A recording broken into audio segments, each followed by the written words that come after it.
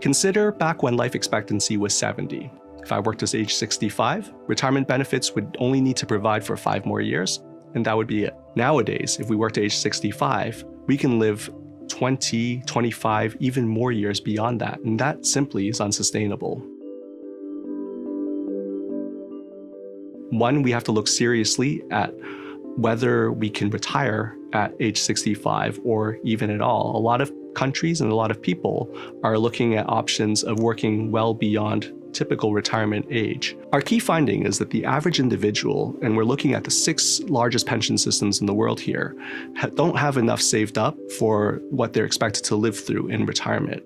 So an example is that when you look at individuals in these countries, when you're talking about Australia, Japan, Canada, the US, the UK, and the Netherlands, the amount of savings that the average individual has will only last them 5 to 6 years through retirement.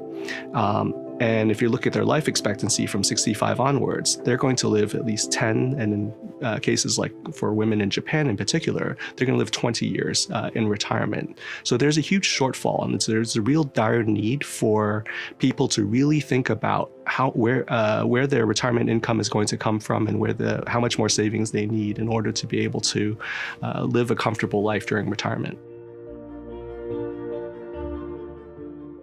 The situation we're in right now, we refer to as a pensions time bomb. The reason being, we have 3 sources of pension income: government-provided benefits, employer-provided benefits, and individual savings. But we have a gap between that and what people need at retirement.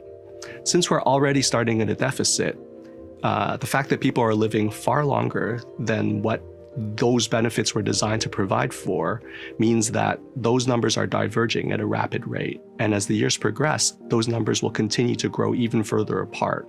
And that's why we refer to this as a pensions time bomb, because that gap that we've measured will continue to grow at an alarming rate.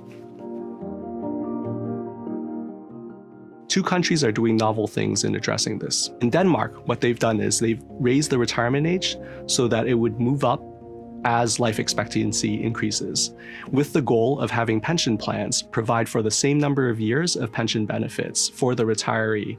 So for example, let's say that amount is 14 years. If life expectancy increases by 5 years, then retirement age increases by 5 years, and therefore the pension funds will still have to pay out the roughly expected 14 years. In Chile, what the government has done, instead of raising retirement ages, is that they've provided incentives for workers to work longer, and by increasing their benefits if they defer their retirement. And that's a really interesting concept, because instead of making people work longer, they're providing extra benefits, which helps in terms of the adequacy of the benefits they receive, but at the same time is better for society in that the workers continue to work later and defer their retirement benefits until later on as well.